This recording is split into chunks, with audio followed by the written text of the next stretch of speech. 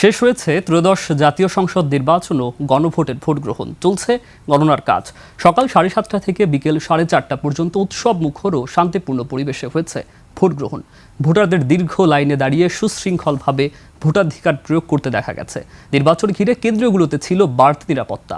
বিস্তারিত জানাচ্ছেন মহিমা পলি। সকাল 7:30টায় শীতের কুয়াশা আর হিমেল হাওয়া উপেক্ষা করে কেন্দ্রগুলোতে ভিড় জমায় ভোটাররা। দীর্ঘ প্রতীক্ষার পর নিজের পছন্দের প্রতিনিধিকে ভোট দিয়েছেন তারা। টেকনাফ থেকে তেঁতুলিয়া সবখানেই ছিল উৎসবের আমেজ। চট্টগ্রামের 16টি আসনে প্রায় 40,000 আইনশৃঙ্খলা বাহিনীর পাহারায় শেষ হয়েছে ভোট। সকাল থেকেই ভোটারদের উপস্থিতি ছিল লক্ষণীয়। ছিল 100 জন নির্বাহী ম্যাজিস্ট্রেট সহ স্ট্রাইকিং ফোর্স। অন্যদিকে বরিশালের 6টি আসনে ভোট চললেও বরিশাল 3 আসনের বাবুগঞ্জে কিছুটা বিপত্তি ঘটেছে। অনিয়মের অভিযোগে স্থানীয়রা 4 জন সহকারী প্রিজাইডিং অফিসারকে জামাত নেতার ঘর থেকে আটক করেছে।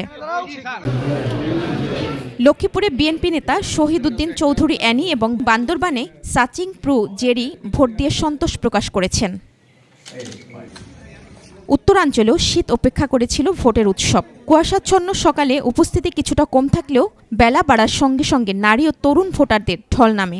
দিনাজপুরে বিএনপির স্থায়ী কমিটির সদস্য ডাক্তার AZM জাহিদ হোসেন লাইনে দাঁড়িয়ে ভোট দিয়েছেন। কুমিল্লা 4 আসনে ভোট দিয়েছেন এনসিপি নেতা হাসনাত আবদুল্লাহ। বলেন, ভোটের জন্য কারো সাথে বৈরিতা নয়।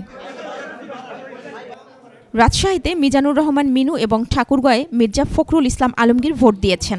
বলেন, প্রতীক্ষা ও চড়াই উতরাই পেরিয়ে এই নির্বাচনের মধ্য দিয়ে গণতন্ত্রের নতুন অধ্যায় শুরু হবে। গাজীপুরে 5টি আসনে 42 জন প্রার্থীর লড়াইয়ের পাশাপাশি শেষ হয়েছে গণভোটও।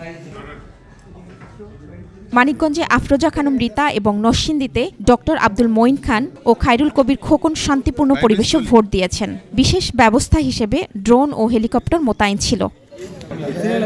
মহিমা পলি, ডেস্ক রিপোর্ট, 21 টেলিভিশন।